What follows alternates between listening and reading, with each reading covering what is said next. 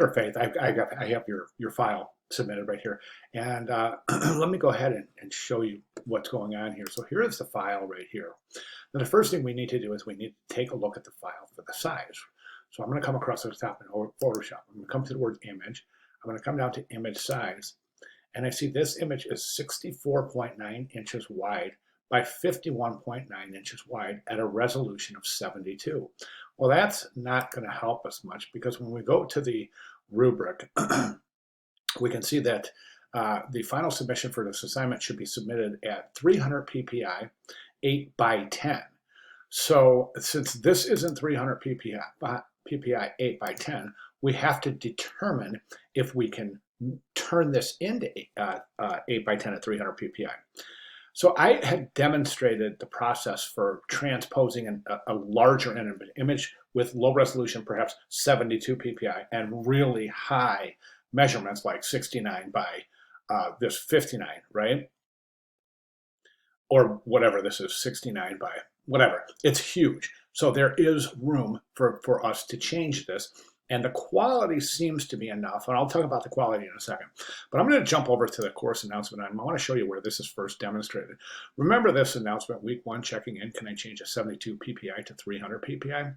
Well, that is the video, and in that video, as well as this video here, I show you how to crop the image to 8 by 10 at 300 ppi. So let's do that. First of all, we want to really zoom in to see if there's enough quality in this information, in this image. Now, as we zoom in, you can see all these little squares here and all of these little spots. That's called compression artifact and pixelization. The little squares are indicative of pixelization. And then like these really uneven kind of jagged areas, those are indicative of compression artifact. So this image may not be of high enough quality for it to work. However, I will certainly show you the process given if this were high enough quality. Okay, so what we want to do right now is we want to crop this. Now, the assignment says that this image should be 8 by 10 at 300 ppi.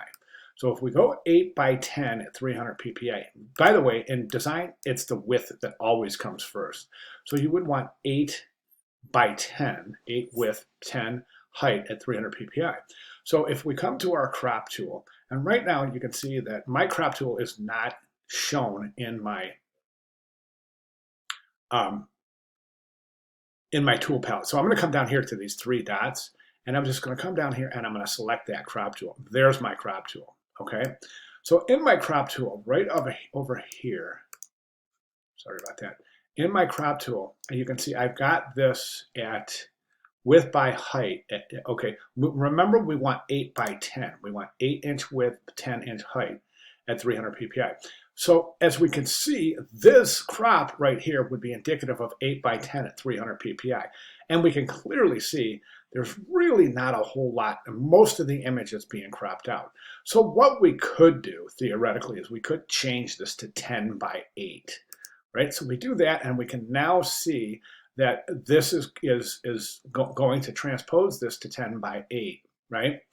And it's going to change it to 300 ppi. So I'm going to say OK there, click that check mark, and there's our new file. So if we come over to image size, we click that, we can see we are now at 8 by 10, well, 10 by 8 at 300 ppi. So I'm going to cancel that, but I also want you to notice that if we do go into our zoom tool and zoom in, we can still see all of those inherent issues that we had before, indicating that this image may not be the most suitable quality for this assignment. Okay, now from here, it's really easy.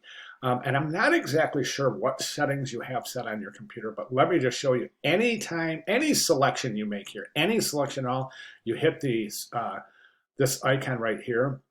This is the add a mask layer icon. And so what I'm going to do here is I'm just going to take any selection at all. Okay, here's my rectangular marquee tool, any selection at all. There's a selection, boom, there's the crop. Note the background is now gone. There's the masking, the layer mask thumbnail. Note if I shift click that, it'll disable it. bringing back the whole background, okay? So let's get rid of that, and let's just kind of, we'll get rid of all that. We'll delete the mask, and then what we'll do is we'll just take our pen tool, and I'm not going to do this. I'm just going to do this really, really quickly. And let's just say you're coming around here, and you are trying to crop this to just include the couple and maybe the candle, maybe the wine. Now, and again, keep in mind, I am not trying to make a really super accurate. I'm just doing this quickly for demonstration. Okay, there's the path.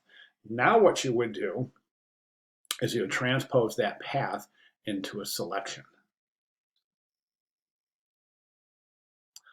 Okay, anyways, I don't know. I just looked down and it looked like my timer had stopped, so I'm not real sure what happened. But the last place I stopped off was with the path, right? So let's go ahead and there, so I was at the path. So in order to create a selection from a path, you need to go to the paths panel. So just go to the word window across the top of the screen and select the word path. When you see when you select the word path, this menu will pop up. This is the paths menu. Now, in order to make a selection out of a path, you have to do one of two things. Either you can just command click right here, and there's your selection, or you can come down here and click this icon right here that says load path as a selection. Either way, you get the selection going, and now you come back to your layers panel, and it's really simple. All you have to do from here is just go back to the layers panel and click that layer mask icon, and there's your selection with the background gone. See, we got my move tool. You can clearly see that you can go ahead and move this or place it whatever way that you are ready to use it from this point. Okay, hope that helps. Let me know, but that is the process. All right, thank you.